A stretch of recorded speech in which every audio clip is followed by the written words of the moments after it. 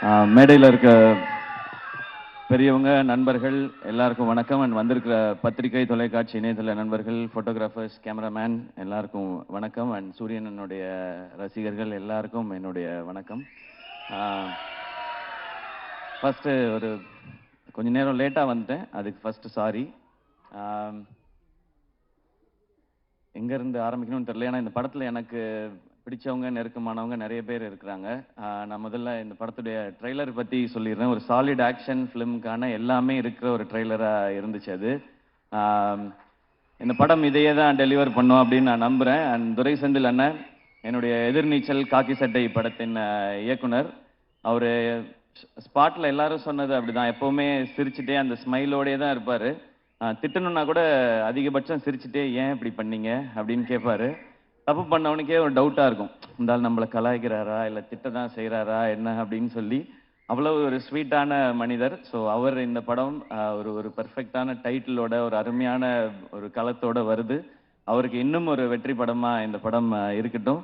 ஏன்னா அவர் என்னை முதல் முறை மீட் பண்ணி அவர் எனக்கான கதை சொல்லும் போதே நான் என்ன நினைச்சேன்னு தெரியல, என்கிட்ட இருந்த ஒரு கதையை சொன்னேன். நான் முன்னாடி அசிஸ்டன்ட் டைரக்டராக ஒர்க் பண்ணதுனால அந்த டைம்லாம் இருக்கல. ஸோ எப்போ அவர் எனக்கு கதை சொல்ல வந்தாலும் நான் ஒரு கதையை அவர்கிட்ட சொல்லுவேன்.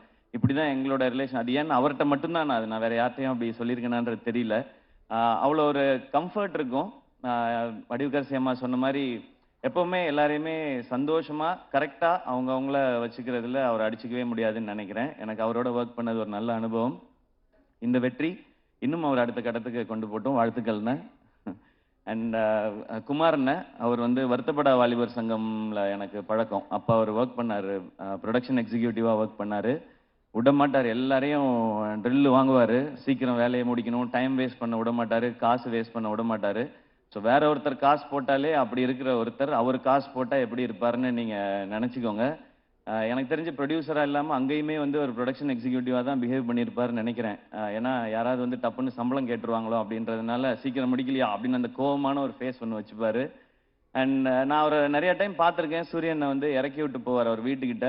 நான் இங்கேருந்து அப்படியே நடந்தே போய்க்கிறேன் அப்படின்வாரு. சரி, வீடு ஏதோ குட்டியாக இருக்கும் போல, நம்மெல்லாம் வர்றதுக்காக யோசிக்கிறாரு அப்படின்னு பார்த்தா அப்புறம் தான் சூரியன், தம்பி தம்பி தம்பி ஏகப்பட்டது வச்சிருக்கேன் தம்பி, சண்டால 4-5 வீடு வச்சிருக்கேன், நம்மள்ட்ட சொல்ல மாட்டான் அப்படின்னு சொல்லி சொல்லுவாரு. ஸோ அவர் அப்பயே ப்ரொடியூசருக்கு தேவையான எல்லா வேலையும் அப்பயே செஞ்சுட்டு வந்துட்டாரு கரெக்டா. இந்த படம் அவருக்கு இன்னும் நிறைய லாபத்தை கொடுக்கட்டும். ஏன்னா ப்ரொடியூசருக்கு இன்னைக்கு தேவை அதுதான். ஏன்னா அது கொடுத்தா நிச்சயமா அவர் இன்னும் நிறைய படங்கள் பண்ணுவார். அண்ட் சூரியனை வச்சு இன்னும் நிறைய படங்கள் அது பண்ணிதான் ஆகணும், வேற வழி கிடையாது. இவரும் அவருக்கு பண்ணிதான் ஆகணும், அவரே இவருக்கு பண்ணிதான் ஆகணும். ஸோ இந்த படம் இன்னும் பெரிய வெற்றி அடையட்டும். அண்ட் இதை டிஸ்ட்ரிபியூட் பண்ணுற 5 ஸ்டார் செந்தில் சார், உங்களுக்கும் வாழ்த்துக்கள் சார். இந்த படமும் உங்களுக்கு ஒரு வெற்றி படமாக அமையட்டும் சார், வாழ்த்துக்கள். அண்ட் இந்த படத்தில் ஒர்க் பண்ண டெக்னீஷியன்ஸ் எல்லாருக்கும் விஷஸ். ஏன்னா ஒரு சாலிட் கண்டென்ட்டாக இருக்குது அப்படின்னா டெக்னிக்கல் டிபார்ட்மெண்ட் ரொம்ப ஸ்ட்ராங்காக வேலை பார்த்துருக்காங்கன்னு அர்த்தம். அண்ட் இப்போ நான் சூரியனை பற்றி பேசிடுறேன். சூரியனை உண்மையிலே அண்ணன் தான்.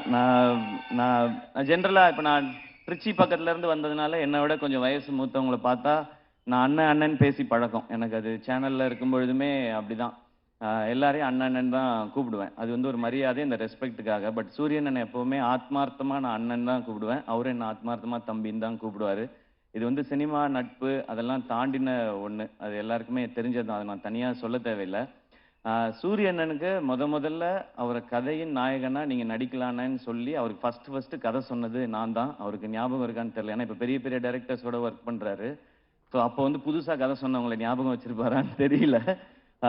சீமராஜா ஷூட்டிங் அப்போ ஒரு டைம் கேப் இருந்தது. நீங்கள் ஏன்னா லீடாக தம்பி தம்பி சும்மா என்ன மாதிரி பேசிட்டு போகக்கூடாது, நான் பாட்டுக்கு ஒரு வண்டியை ஓட்டிக்கிட்டு இருக்கேன், குத்திவிடுவேன் குத்தி அப்படின்னு தான் சொன்னார் ஃபர்ஸ்ட். இல்லைண்ணே இந்த மாதிரி ஒரு கதை பண்ணுங்கண்ணே, ஒரு கதையில் ஒரு அழகான கேரக்டராக எடுத்து நீங்கள் பிரதானமாக வர மாதிரி பண்ணுங்கன்னு ஒரு கதை சொல்லி சொன்னேன். அப்போல்லாம் தம்பி சும்மா தம்பி, நமக்கு ஏதோ ஒன்று போயிட்டு இருக்கு தம்பின்னு சொல்லிக்கிட்டே இருந்தவர் ஒரு நாள் சைலண்டாக வந்தார்.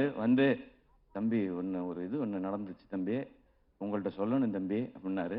என்னண்ணே, நான் ஏதோ பிரச்சனை போல அப்படின்னு நினச்சேன். சரி நேரில் வாங்கினேன் அப்படின்னா, தம்பி அதான் தம்பி வெட்டு என்ன கூப்பிட்டாரு தம்பி அப்படின்னா, அண்ணா சூப்பர்ண்ணே, என்னண்ணே என்ன படம்னே அதான் தம்பி நம்மளை ஒரு இதாக வச்சு அப்படி ஒரு படம். அண்ணா என்னண்ணே சொல்கிறீங்க, சூப்பர்ண்ணே அப்படின்னு. தம்பி நமக்கு தான் கொஞ்சம் பதட்டமாக இருக்குது தம்பி, அண்ணன் சூப்பரு, ஆனால் எப்படி தம்பினாரு. கண்ணை மூடிக்கு போய் அவர் சொல்கிறத கேட்டு நடிச்சுட்டு வந்துருங்கண்ணே, உங்களோட டைமென்ஷனே மாற்றிவிடுவார் தம்பி. அவரு அந்த படம் பண்ணிடுவோம் தம்பி, அதுக்கப்புறம் என்ன செய்யறது தம்பி, யாரும் கூப்பிடாம விட்டான், ஏன்னா நான் என்ன பண்றேன்? அப்படிலாம் இல்லைண்ணே, நீங்க ஃபர்ஸ்ட் போங்கண்ணே, உங்களுக்குள்ள இருக்க டேலண்ட்டா அவர் வந்து வெளியில கொண்டு வந்துருவாருண்ணே. அதை பார்க்கும் பொழுது இங்க எல்லாருக்கும் தேவைண்ணே. இப்படி ஒரு சேது பிரதர் சொன்ன மாதிரி தான், இப்படி ஒரு முகம் வந்து தேவை எல்லாருக்கும். இந்த மாதிரி கதை சொல்றதுக்கு நீங்க போங்க, அந்த எக்ஸ்பீரியன்ஸே நல்லா இருக்கும் அப்படின்னு சொல்லி, அது எனக்கு கேட்கும் போதே சந்தோஷமா இருந்துச்சு. அப்ப நான் சொன்னேன், இதுதான் உங்க லைஃபோட பிக்கஸ்ட் டேர்னிங் பாயிண்ட், இந்த மொமெண்ட் தான். எனக்கு அப்ப என்ன கதைன்னு தெரியாது, என்ன படம் வரப்போகுதுன்னு தெரியாது. நான் வெற்றி சார் மாதிரி ஒருத்தட்ட போகும்பொழுது சூரியன் என்னவா வருவார், ஆனா சூரியனோட டேலண்ட் பத்தி நிறைய தெரியும். நான் தான் அதிக நேரம் அவரோட எனக்கு தெரிஞ்சு நிறைய படங்கள் பண்ணதுனால நிறைய நேரம் செலவழிச்சிருக்கேன்னு நினைக்கிறேன். காமெடி பண்ற ஒருத்தர்னால எமோஷன்ஸையோ சீரியஸான விஷயத்தையோ நிச்சயமாக சாலிடா பண்ண முடியும்.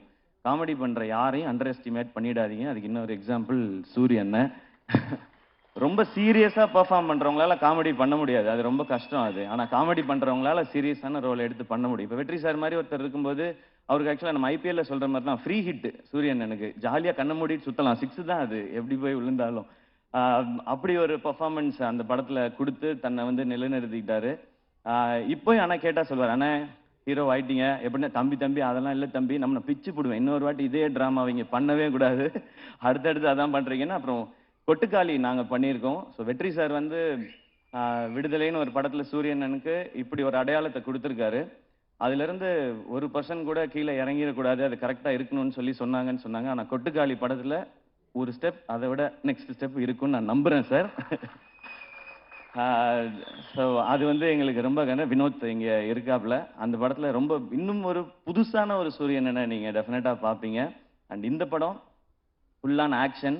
அவருக்கு ஆக்ஷன் பண்றது ஒரு பெரிய விஷயம் இல்லை, ஏன்னா அவர் எப்பவுமே வந்து ஒர்க் அவுட்லேயே தான் இருப்பாரு. நான் வந்து ஜாலியா சாப்பிட்டுட்டு சுத்திட்டு இருப்பேன் ஷூட்டிங்லலாம். அவர் எப்பவுமே தம்பி தம்பி ஒர்க் அவுட் தம்பி, இன்னைக்கு நான் பார் தம்பி சூப்பரா பண்ணிட்டு வரேன்னு சொல்லி ஃபுல்லா ஒர்க் அவுட் மோட்லேயே தான் இருப்பாரு. ஸோ அவர் அந்த ஆக்ஷன் பண்றதுக்கெல்லாம் அவர் எப்பவோ ரெடி. இப்போ அதுக்கான கதை வந்துட்டே இருக்குன்னு நினைக்கிறேன். இப்போ வந்து ரொம்ப கிளியரா இருக்காரு, நான் வந்து இனிமே ஹீரோவா தான் பண்ணுவேன் அப்படின்றதுல ரொம்ப ரொம்ப கிளியரா இருக்காரு சூரியன். நிறைய டைம் இன்ஸ்டாகிராம்ல உட்காந்து ஹீரோயின்லாம் செலக்ட் பண்ணிட்டே இருக்காரு.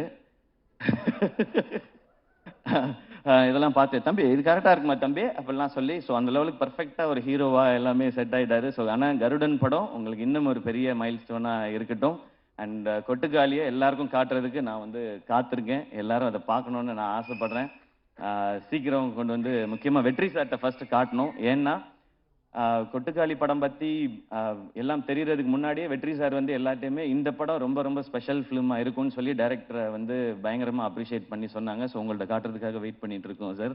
அண்ட் சூரியன் இந்த படத்தில் நடித்தது மாதிரியே அவருக்கு சப்போர்ட் பண்ணணும் அப்படின்றதுக்காக சசிகுமார் சார் அவங்க இந்த படத்தில் இணைஞ்சிருக்காங்க. சசி சார் எல்லாருக்குமே தெரியும், எல்லாருக்கும் வந்து அவங்கள ரொம்ப பிடிக்கும். எந்த அளவுக்கு ஜெனுவின்றது எல்லாருக்குமே தெரியும். அதுவும் கூட ஒருத்தவங்க இருக்காங்கன்னா அவங்களுக்கு எப்பவுமே கரெக்டாக சப்போர்ட்டாகவே இருக்கணும் அப்படின்னு நினைக்கிறது தான். சசி சார் உங்களை ரொம்ப ரொம்ப பிடிக்கும் சார், எனக்கு நான் நிறைய முறை சொல்லியிருக்கேன். அண்ட் உங்களை சந்திச்சு உங்கள் ஆஃபீஸ்க்கெலாம் வந்து பட வாய்ப்பு கேட்கறதுக்குலாம் நிறைய முயற்சி பண்ணியிருக்கேன் சார், உங்ககிட்டையும் சமுத்திரகனி சார்கிட்டையும். இப்போ உங்களோட விழாவில் கலந்துக்கிறதுமே எனக்கு சந்தோஷம்.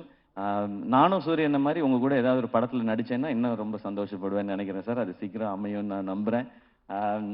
கனியண்ண தேங்க்யூ உங்களோட பாசிட்டிவிட்டிக்கு. நீங்கள் ஷூட்டில் இருக்கும்போது அந்த ஆக்டர்ஸ் எல்லாருக்கும் எப்படி அந்த ஸ்ட்ரென்த்தை கொடுப்பீங்கன்றது தெரியும், அந்த சந்தோஷத்தை கொடுப்பீங்கன்றது தெரியும்ண்ணே. நீங்கள் வந்து நான் சூரியன் எல்லாருமே பிகினிங் ஸ்டேஜ்லேருந்து நீங்கள் வந்து கூடவே எங்களுடைய படங்களில் நடிக்கும்போதுலேருந்து எங்களை நீங்கள் தட்டி கொடுத்துட்டு வந்துட்டே இருந்திருக்கீங்க. அதுக்கு ரொம்ப ரொம்ப நன்றிங்க.